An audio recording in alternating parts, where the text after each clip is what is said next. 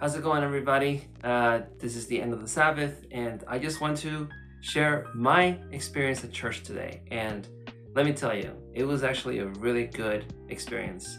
So I am the Ward Mission Leader, and right now I am helping with the Gospel Principles classes, and I'm helping as a teacher for the most part. And today, the plan was to go in and to talk about the atonement of Jesus Christ and just talk about that, just focus on that.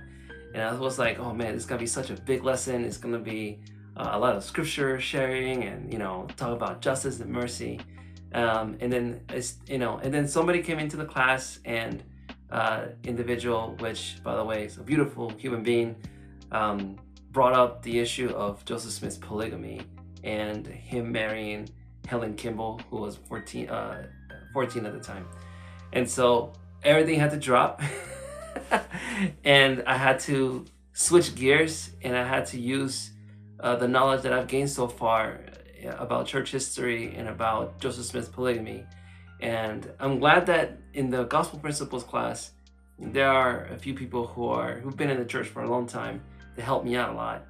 But at the same time, there were people in that class that were recently baptized and at the same time were investigating the church. And these people are awesome and everything. They're very enthusiastic about the gospel.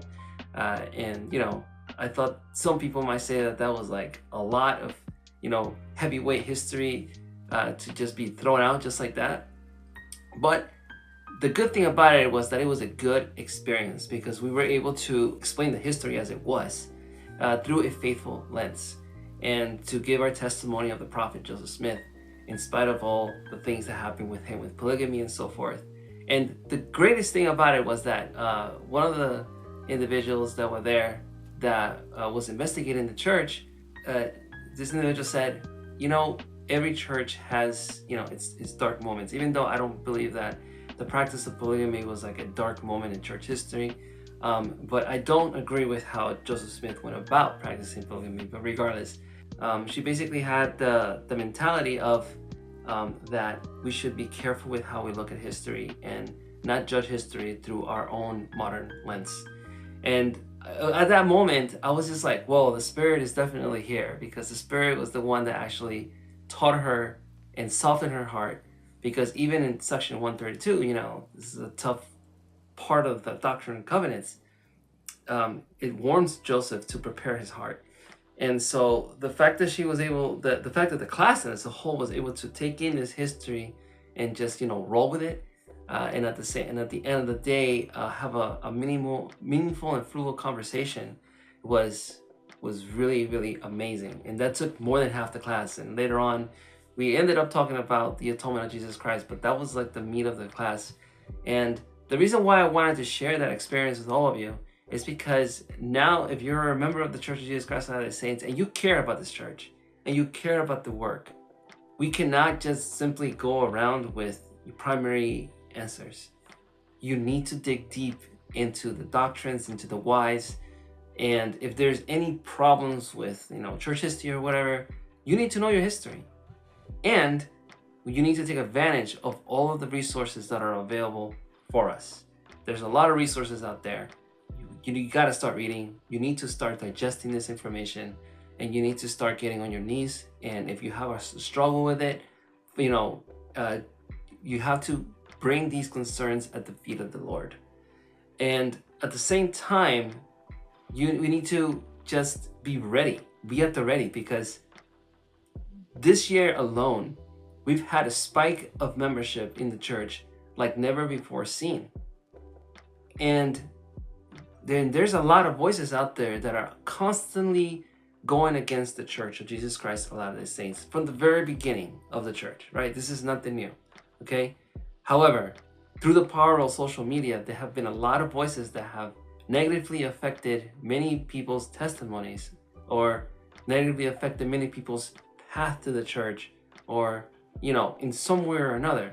But again, of course, this is the Lord's work, and no matter what they do, it's not going to change the fact that this is Christ's restored church, and it's not going to change the fact that this church is going to continue moving forward. However, we as members need to be ready to answer questions to those that are sincerely seeking. For all of us that have been in the church for a long time, if all you know is just like the New Testament and the Book of Mormon and the Old Testament or whatever, like you need to expand. We need to expand our knowledge, and we need to continue to search and to ponder and pray and to tackle these questions and to deal with them. And right now, we again, like, this is like a golden age in of being in the Church of Jesus Christ of Latter-day Saints. There's so many resources, so many things that are being brought to light, and the church is like spearheading a lot of it. But at the same time, you have a lot of members, faithful members of the church, not being paid by the church, going out there, sharing their testimony online and sharing their knowledge. And in the Book of Mormon, I really love this part of the Book of Mormon where it talks about the spiritual gifts that God gives each and every one of us. And in Moroni chapter 10, verse 8, it says, "And again I exhort you, my brethren, that ye deny not the gifts of God, but they are many, and they come from the same God, and there are different ways that these gifts are administered. But it is the same God who worketh all in all, and they are given by the manifestations of the Spirit of God unto men to profit them." In the church, we are all given different gifts, and it is our responsibility, our duty even, to share those gifts with others and to be at the ready to actually share those gifts whenever called upon. This was like a drop in the hat moment in which if those of us in that classroom were not prepared to talk about these issues, it would have gone wrong really fast. But because we were prepared, it was a very, very fruitful conversation. In fact, a very edifying conversation and a very informative conversation. Well, anyways, that's all I have to say. Thank you so much. God bless. Have a nice day. Bye-bye.